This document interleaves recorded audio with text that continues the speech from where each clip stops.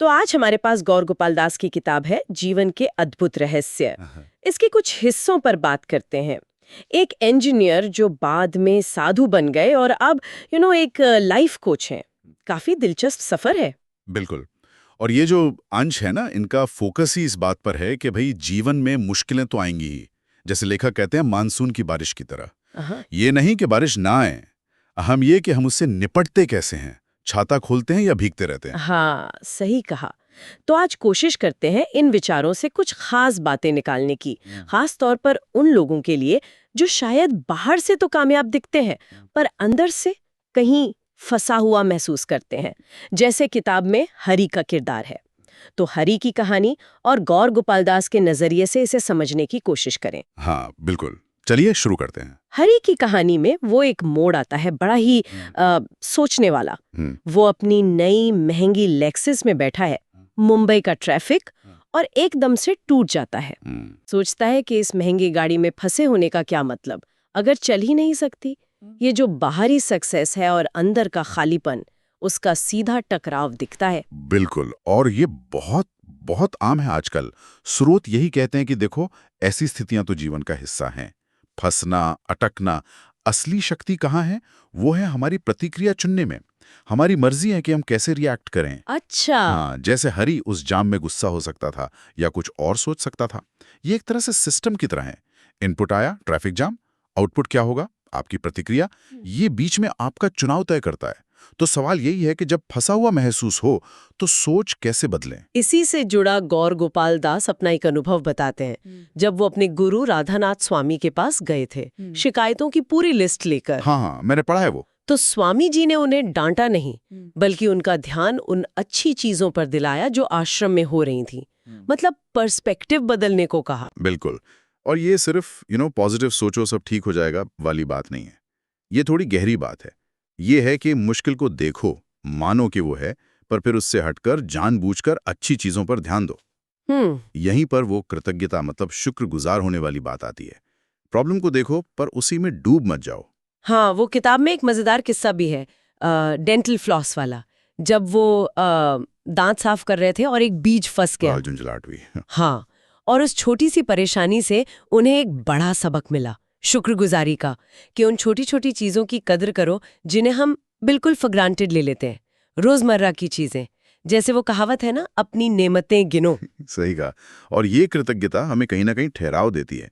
लेकिन हरि का जो खालीपन था वो सिर्फ वर्तमान की परेशानी नहीं थी, वो भविष्य और मतलब मकसद की कमी से भी जुड़ा था। हाँ, उसे इंजीनियरिंग पढ़ने पर मजबूर किया गया था, जबकि वो कुछ और करना चाहता था। हार्वर्ड जाने के बाद भी वो अधूरापन गया नहीं। यहीं पर किताब इकिगाई का कॉन्सेप्ट लाती है। जापानी कॉन्सेप्ट है ये। इकिगाई? हाँ, इकिगाई मतलब जीने की वजह। इसमें 4 चीजें हैं। आप क्या करना पसंद करते हैं, आप किस चीज में अच्छे हैं, दुनिया को किस चीज की जरूरत है, और किस काम के लिए आपको पैसे मिल सकते हैं। इन चारों का जो मेल है वो इकिगाई है। एक तरह से मकसद ढूंढने का फ्रेमवर्क। अच्छा, लेकिन अगर किसी को फौरन अपना इकिगाई ना मिले तो? ऐसा तो होता ही होगा। हाँ बिल्कुल होता है। और किताब इसके लिए 2 रास्ते सुझाती है। पहला, जो आपको करना पड़ रहा है, मान लीजिए नौकरी करनी पड़ रही है बिल भरने के लिए, तो उसी से प्यार करना सीखिए, उसके अच्छे पहलुओं पर ध्यान दीजिए। प्रैक्टिकल बात है। बिल्कुल। और दूसरा रास्ता यह है कि जो आपको करना पसंद है, अपनी हॉबी या पैशन, उसके लिए अलग से समय निकालिए। जरूरी नहीं कि वही आपकी मेन जॉब हो। तो एक तरह का संतुलन बनाने की कोशिश। मकसद के अलावा रिश्तों का भी बड़ा पहलू है हरि की कहानी में।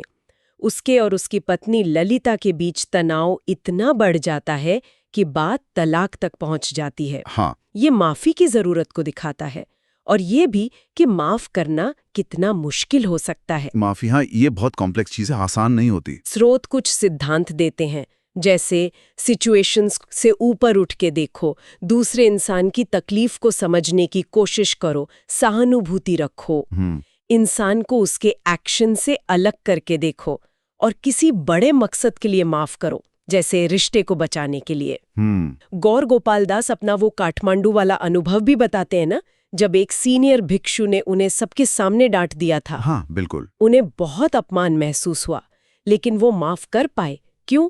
क्योंकि उन्हें याद आया कि उस भिक्षु ने पहले उन पर कितना इन्वेस्ट किया था, कितना प्यार और सपोर्ट दिया था।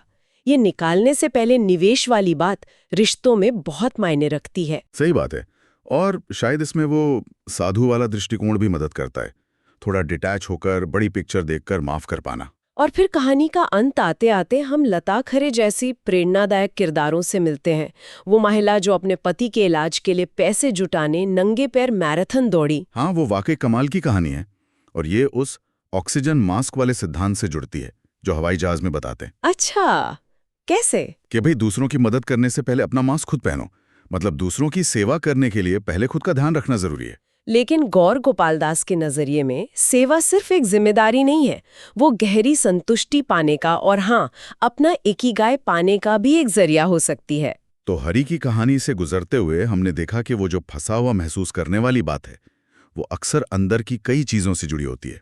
हमारा नजरिया कैसा है, कि हम शुक्रगुजार हैं, हमारे जीवन का मकसद साफ है या नहीं, और क्या हम रिश्तों में माफ कर पाते हैं। बिल्कुल, गौर गोपाल दास के ये जो विचार हैं वो यही याद दिलाते हैं कि अंदर की शांति और खुशी बाहरी हालात पर उतनी निर्भर नहीं करती जितनी हमारी आंतरिक प्रतिक्रियाओं और हमारे चुनावों पर करती है। चाहे वो ट्रैफिक जैम हो या करियर का मसला या रिश्तों का तनाव, एक प्रैक्टिकल अध्यात्म कह सकते हैं इसे।